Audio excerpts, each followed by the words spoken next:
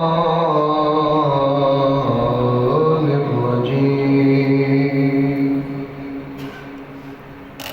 الله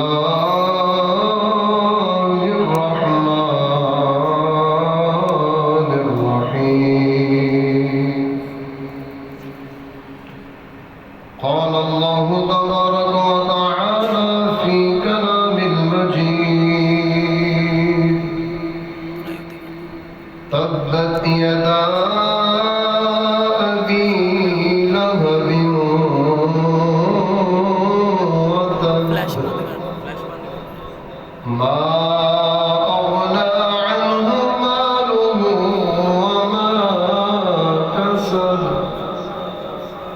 سيصلى نارا ذات لهب آمنت بالله صدق الله العظيم إن الله وملائكته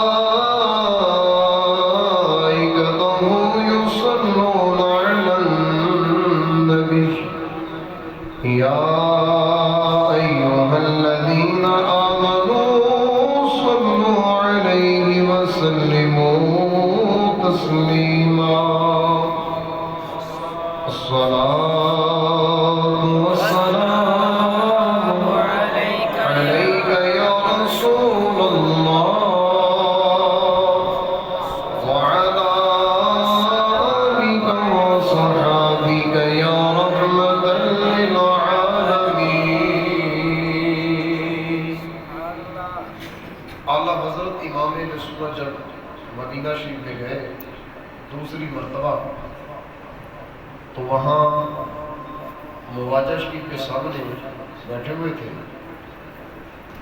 تو کہتے ہیں کہ حضور کتنے دن ہو گئے جس مقصد کے لیے آیا تھا وہ پورا نہیں ہوا،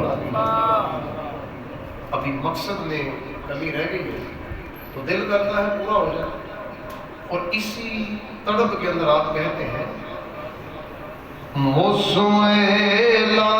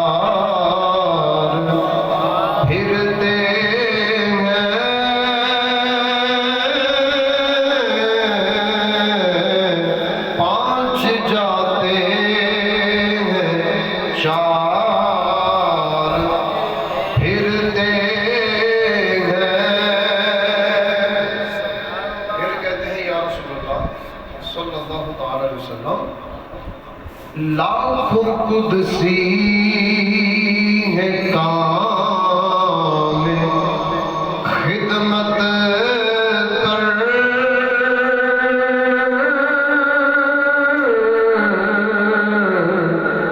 لاکھوں گردے مزار پھرتے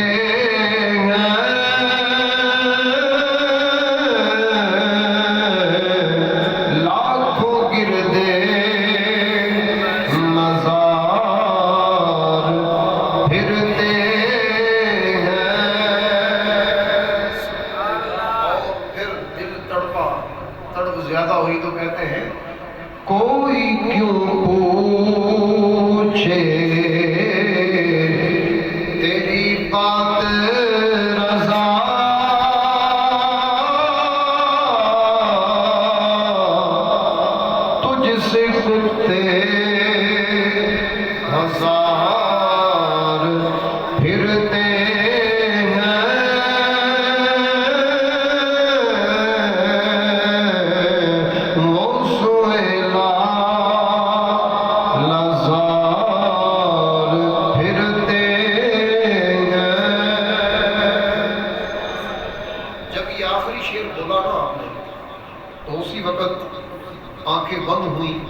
اور نبی پاک کا دیدار ہو گیا، اور آپ کا جو مقصد ادھورا تھا وہ پورا ہو گیا۔ تو جو عاشق ہوتے ہیں ان کے جانے کا مقصد ہی ہوتا ہے کہ نبی پاک کا دیدار ہو جائے۔ سبحان اللہ۔ اور انہیں کیا چاہیے کہ جب نبی پاک کا دیدار ہو گیا تو سب کچھ ہی مل گیا۔ اللہ جل شانہ کی حمد و ثنا اور اس کے پیارے حبیب علیہ الصلوۃ والسلام کی بارگاہ مقدسہ میں ہدیۃً درود و سلام عرض کرنے کے بعد اللہ جل شانہ کی بارگاہ میں التجا ہے خالق کائنات ہمارا مل بیٹھنا اپنی بارگاہ میں قبول فرمائے۔ آمین۔ دنیا کے اندر بڑے انسان موجود ہیں، لیکن وہ انسان کسی کام کا نہیں جو کلمہ تو مصطفیٰ کا پڑھے اور عیب بھی مصطفیٰ کے دیکھے، یا اپنی زبان سے کوئی ایسا جملہ نکالے یا کسی اپنی کتاب میں لکھے جو نبی پاک کی شان کے لائق نہ ہو، اس بندے کی زندگی فضول ہے۔ ساری زندگی نیکیاں کرتا رہے، ساری زندگی سجدے کرتا رہے، ایک چیز بھی اللہ قبول نہیں کرتا۔ وجہ کہ نبی پاک کے بارے میں اس کا نظریہ صحیح نہیں، سوچ اچھی نہیں۔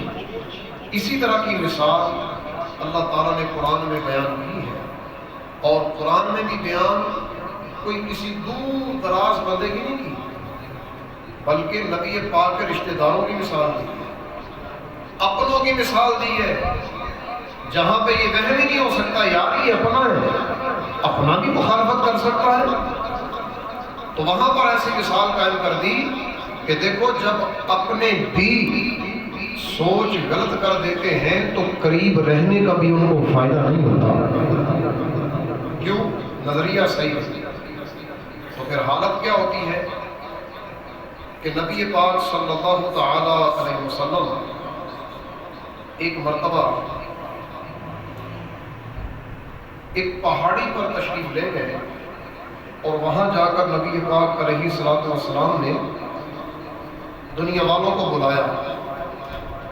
علماء نے لکھا ہے کہ وہ پہاڑی ہے کوہ صفا، صفا مروہ، ان میں سے جو صفا پہاڑی ہے وہاں حضور تشریف لے گئے، اور وہاں جا کر آواز دی یا صباحو، اے میری قوم کے لوگوں، فقالوا، تو لوگوں نے کہا من ھذا، کون ہے یہ جو آواز دے رہا ہے؟ تو آگے سے لوگ کہنے لگے محمد صلی اللہ علیہ وسلم۔ دنیا جمع ہونا شروع ہو گئی، کیونکہ نبی پاک ایسی شخصیت ہے کہ جن کے اندر اللہ نے عیب رکھا ہی نہیں، عیب ہے ہی نہیں۔ کافروں نے بھی مانا کہ ان کے اندر عیب نہیں ہے، بس اتنا ضرور ہے کہ ہم نے ان کو نبی نہیں مانا، باقی ہم ان کی ہر چیز مانتے ہیں لیکن نبی نہیں مانتے۔ بس یہی کمی تھی ان کے اندر، جو کہ بہت بڑی کمی ہے۔ بقیہ سب کچھ ماننے کا فائدہ جب اللہ کا سچا رسول اور نبی نہیں مانتے، اور اللہ کا شکر ہے کہ ہم اللہ کا رسول بھی مانتے ہیں، سب کچھ ہی مانتے ہیں، بلکہ ہم تو یوں کہتے ہیں وہ کمال حسن حضور ہے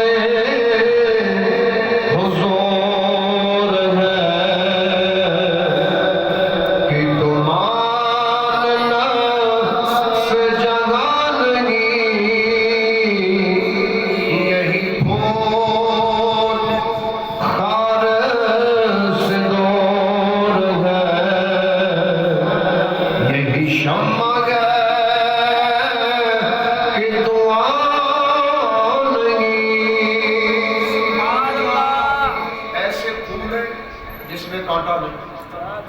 اور ایسی شمع ہے جس میں دھواں نہیں، یعنی بالکل ہی بے عیب اللہ تعالیٰ نے نبی پاک کو بنایا۔ تو دنیا والے جمع ہونا شروع ہو گئے، حضور فرمانے لگے اے بنی فلاں، اے بنی فلاں، اے بنی فلاں، اے عبد مناف کے لوگوں، اے عبد المطلب کے جاننے والوں، سب جمع ہو جاؤ۔ تو دنیا اور جمع ہو گئی۔ اب نبی پاک علیہ السلام فرماتے ہیں لو اخبرتکم ان خیلا تخرج بصفعی ھذا الجبل اکنتم مصدقین، کہا کہ اگر میں تمہیں کہوں کہ اس پہاڑی کے پیچھے سے ایک گھوڑا دوڑتا ہوا آ رہا ہے یا نکلے گا آئے گا تو کیا تم میری تصدیق کرو گے؟ دنیا والے کہنے لگے جی ما جربنا علیکا کذبا، ہم آپ کے بارے میں جھوٹا گمان کر ہی نہیں سکتے۔ اگر آپ کہیں نا کہ اس پہاڑی کے پیچھے سے گھوڑا آئے گا تو ہم کہیں گے جی آئے گا۔ دیکھا ہے یا نہیں دیکھا؟ آپ کی زبان پہ یقین ہے،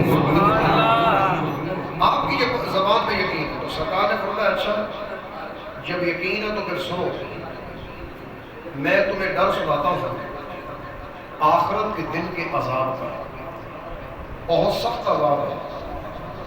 پھر فرمایا ایک رب کی عبادت کرو اور اللہ سے ڈرو، اگر نہیں کرو گے تو آخرت کے دن تمہیں سخت قسم کا عذاب دیا جائے گا۔ جب یہ دعوت دی میرے آقا نے تو ابو لہب کہنے لگا تبت لکا، حضور آپ تباہ ہو جائیں۔ یہ جملہ بولا بدتمیزی کی، حالانکہ چچا ہے، کہنے لگا تبت لکا، آپ تباہ ہو جائیں۔ اما جمعتنا الا لہذا، کیا تو نے ہمیں یہاں اس لیے اکٹھا کیا ہے کہ ایک رب کی دعوت دیں؟ ہم اپنے سارے خدا چھوڑ دیں تیرے ایک رب کے پیچھے چلے؟ یہ کیسے ہو سکتا ہے؟ تو تباہ ہو جائے معاذ اللہ۔ پھر وہ کھڑا ہوا اور چل دیا۔ اللہ تبارک و تعالیٰ نے سورہ لہب نازل فرمایا، سبحان اللہ، فرمایا تبت یدا ابی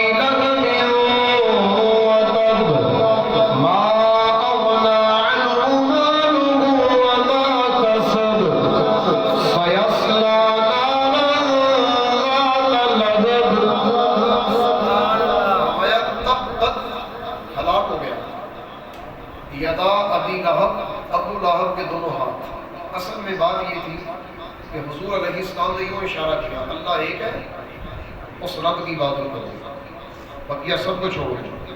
تو اس نے کہا کہ تیری یہ انگلی ٹوٹ جائے گی۔ تو اللہ نے فرمایا تو میرے محبوب کو کہتا نا کمینے تیرے دونوں ہاتھ ہی ٹوٹ جائیں۔ میں رب کو کر کہتا ہوں تیرے دونوں ہاتھ ہی ٹوٹ جائیں۔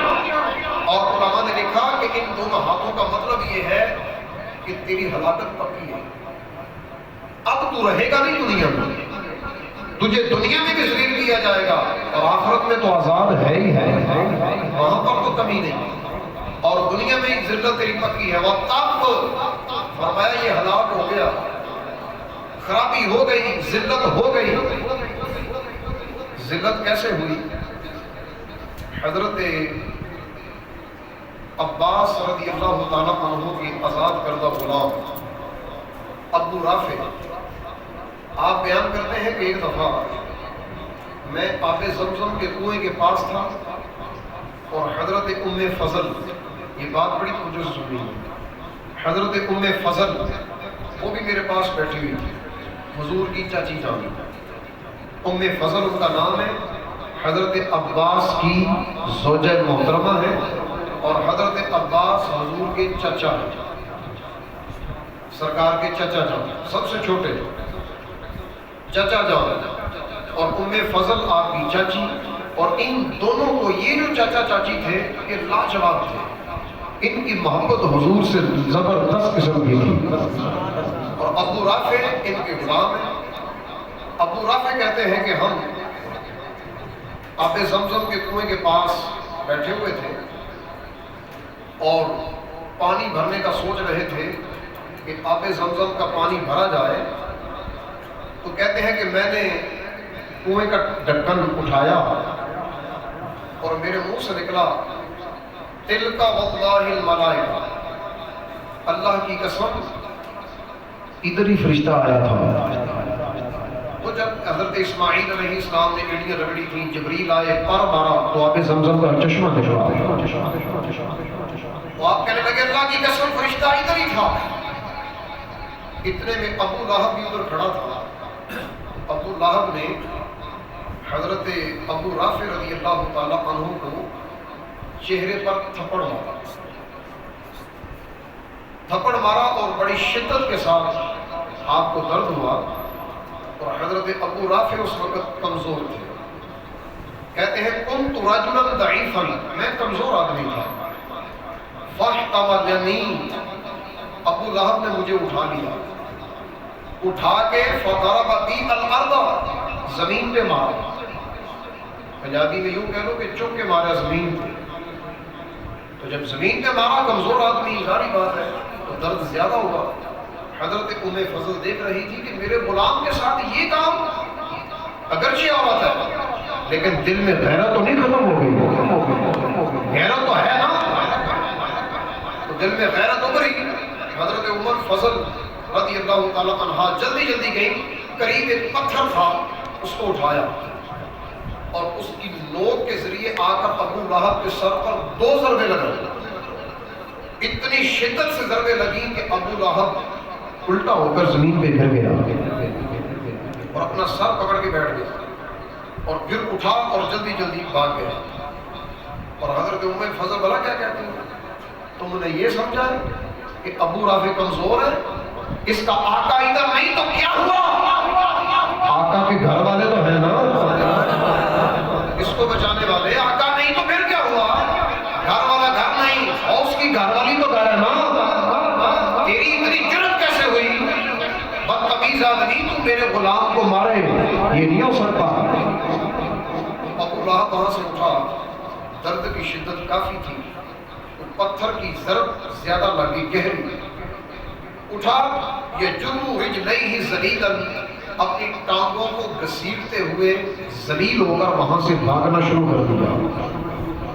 وَرَمَاهُ اللَّهُ بِالْعَدَسِ، اسی وجہ سے اللہ تعالیٰ نے اس ابو لہب کو ایک بیماری کے اندر مبتلا کر دیا۔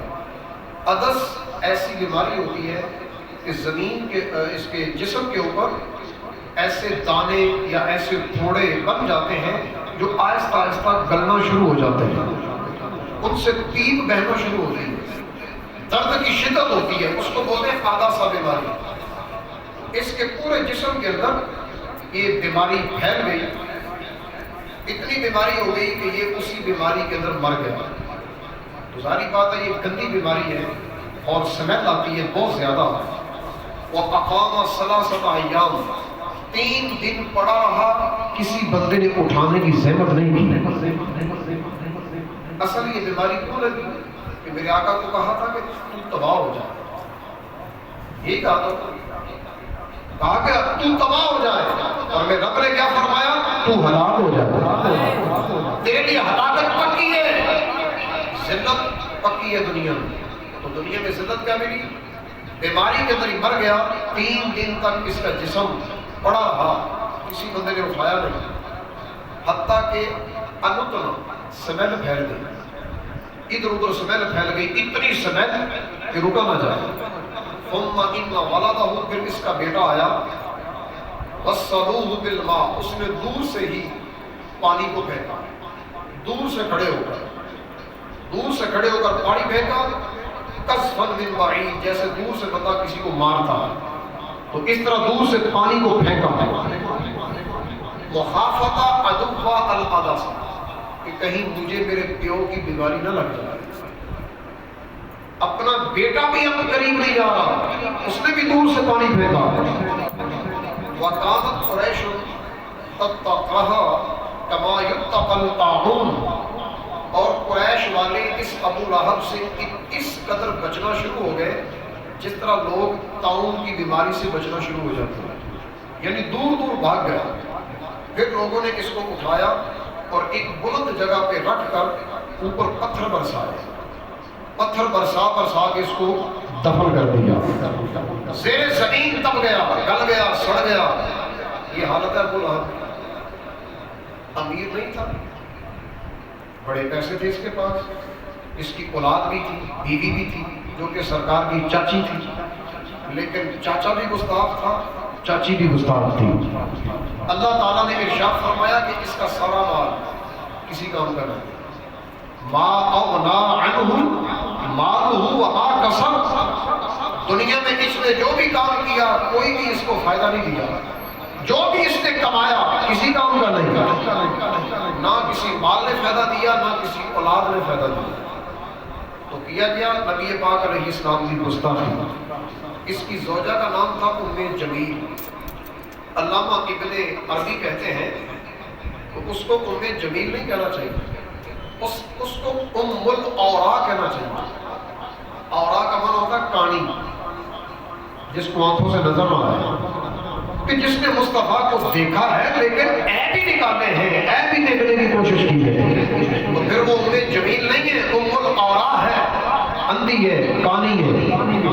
اس کو میرے آقا کا جلوہ صحیح طریقے سے نظر نہیں آ رہا۔ کسی شاعر نے کیا خود کہا ہے، آنکھ والا تیرے جو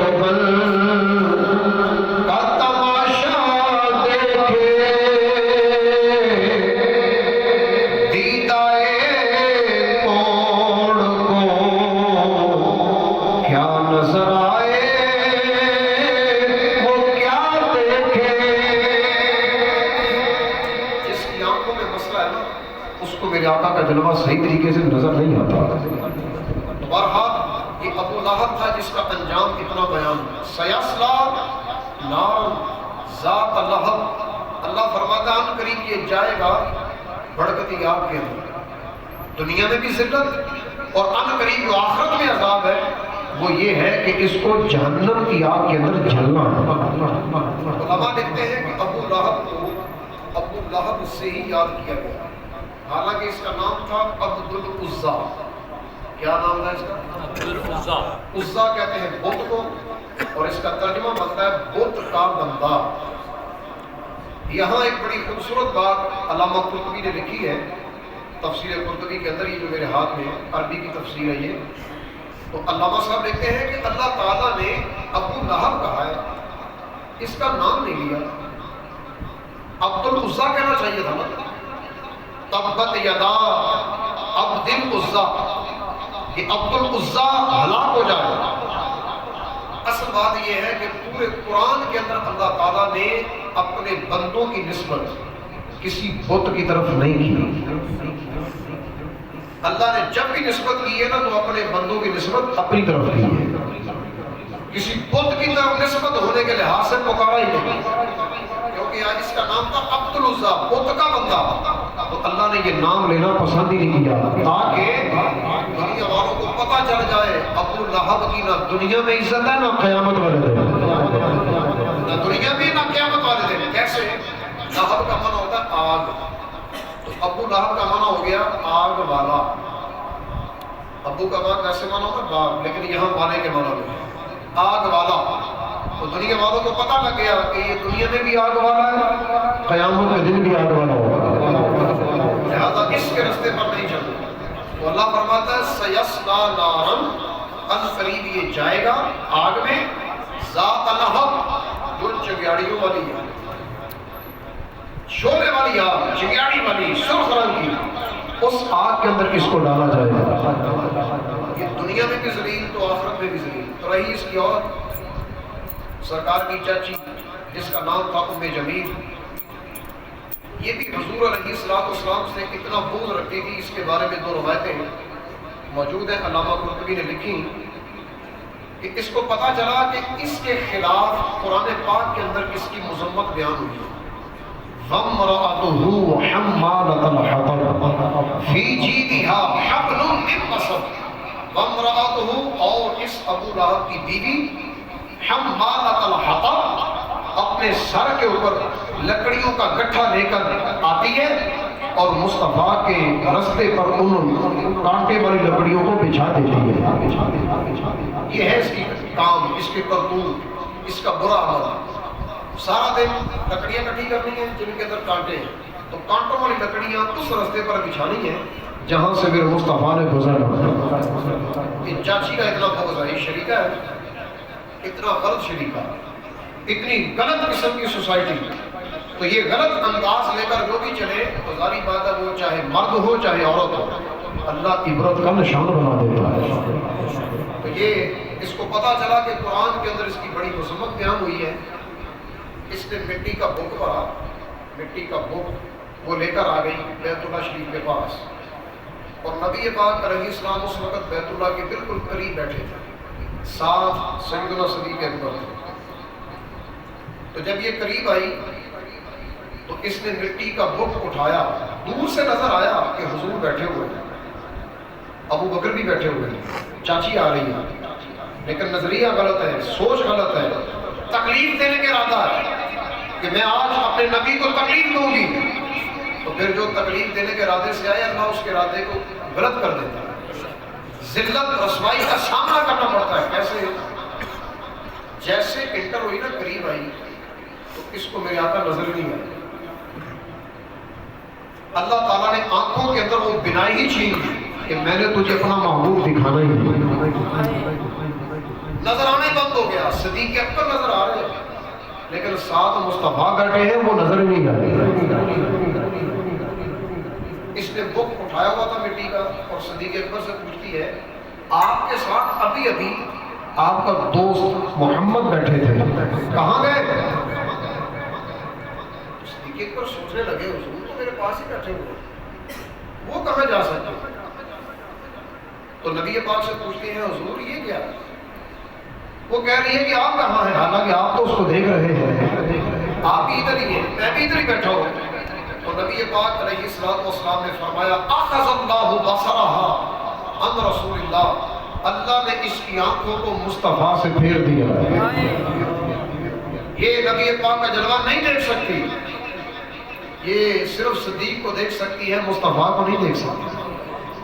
فقال یا ابا بکر، اے ابو بکر سن، ان صاحبک قد بلغنی انہ یحجونی، کہنے لگی اے ابو بکر صدیق پتہ چلا ہے کہ تیرے ساتھی نے میری مذمت کی ہے، واللہ لو وجدتہ لضربت بہذا الفحر فاہ، اگر مجھے تیرا ساتھی مل گیا تو میں یہ مٹی کا بت، معاذ اللہ لفظ یہ لکھے ہیں کہ اس کے چہرے پر ماروں گی، اس کے چہرے پر ماروں، یہ اس نے لفظ بولا، اتنی بےہودہ قسم کی عورت تھی۔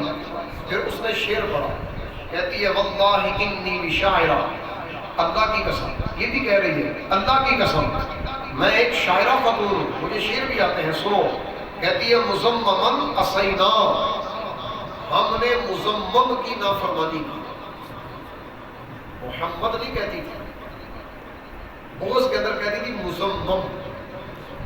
مزمم کا معنی ہوتا ہے جس کی ذلت بیان کی جائے، اور محمد کا معنی ہوتا ہے جس کی بار بار تعریف کی جائے۔ اور یہاں پر بھی حدیث پاک لاجواب ہے، نبی پاک فرماتے ہیں کہ دنیا مجھے مزمم کہتی ہے، وہ مزمم کوئی اور ہے، میں مزمم نہیں، میں تو محمد ہوں، سب سے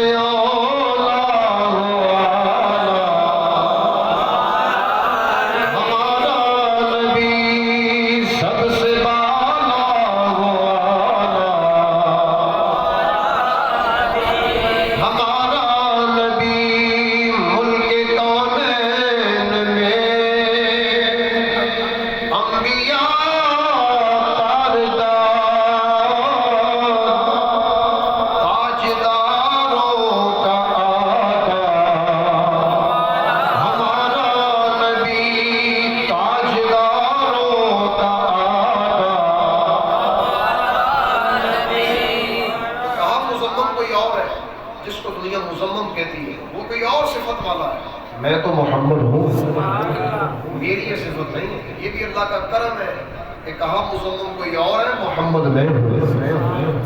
تو بہرحال کہنے لگی کہ ہم مزمم کی نافرمانی کرتے ہیں، وَأَمَرَهُ بَيْنَا، اور جب بھی اس مزمم نے ہمیں حکم دیا ہے ہم نے کبھی بھی نہیں مانا، چاچی کہہ رہی کہ ہم نے کبھی بھی نہیں مانا، ماننے کے لیے تیار بھی نہیں، وَدِينَهُ قَلَيْنَا، اور ہم اس کے دین کی مخالفت بھی کرتے ہیں، اس کی بات نہیں مانتے، اس کے اسلام کی بات ہم نہیں کرتے ہیں، ثم انصرف، پھر وہ چلی گئی۔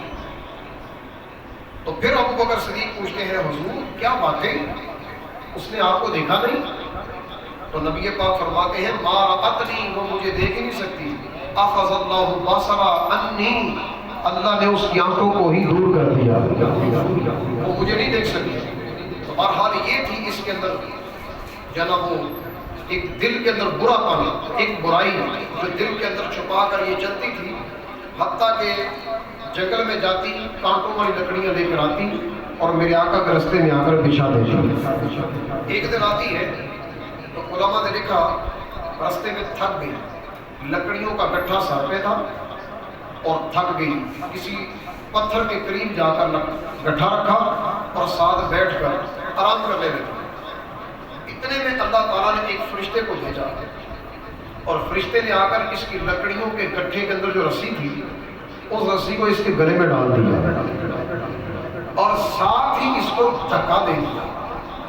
تو پتھر کے ساتھ گہری جگہ تھی، تو جیسے اوپر پتھر سے نیچے گری تو لکڑیوں کا جو گٹھا تھا اس کا رسا وہ گلے میں آ گیا، گویا کہ پھانسی لگ گئی۔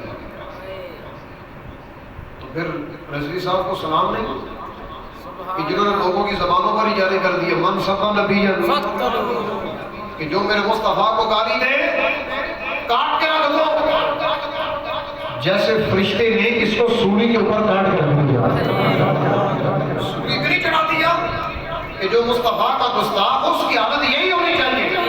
اور اللہ نے اعلان کہا قرآن کے اندر، ہم قالت الحطب فی جیدہا حبل من مسد، اس ابو لہب کی بیوی جو میرے آقا کے خلاف لکڑیوں کا گٹھا کانٹوں والا اٹھا کر لا رہی تھی، فی جیدہا اس لکڑیوں کے گٹھے کی رسی اسی کے گلے میں، جید کہتے ہیں گلے کو، گلا، فی جیدہا اس کے گلے میں، حبل رسی من مسد بٹی ہوئی جس کو وٹ چاڑے ہوئے ہو۔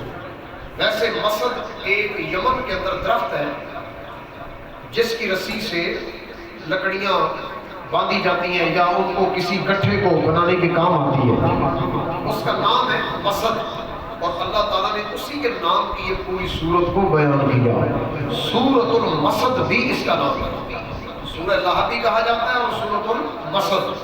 تو اس لکڑی کے گٹھے کی رسی اس کے گلے میں تھی اور اللہ تعالیٰ نے دنیا میں ہی ذلیل و خوار کر دیا۔ تو یہ ہے حالت، جو بھی دنیا میں میرے آقا علیہ السلام کی گستاخی کرے، نہ دنیا میں اس کی عزت ہے، نہ قبر میں، نہ قیامت کے دن۔ بلکہ شاعر نے بڑے خوبصورت انداز میں کہا، مٹ گئے مٹتے ہیں مٹ جائیں گے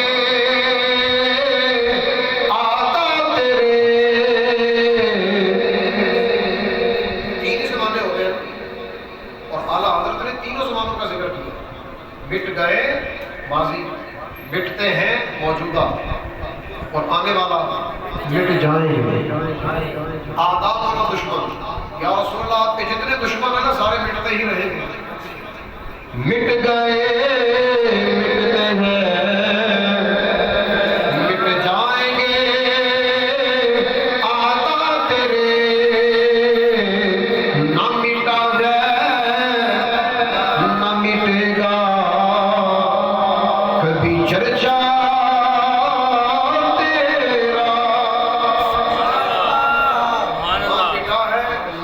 کبھی چرچا رہے گا، یوں ہی ان کا چرچا رہے گا، یوں ہی ان کا چرچا رہے گا، یوں ہی ان کا چرچا رہے گا۔ پڑے خاک ہو جائیں جل جانے والے، خاک ہو جائیں اندور جل کر، مگر ہم وہ رضا دم میں جب تک دم ہے ذکر ان کا سناتے جائیں۔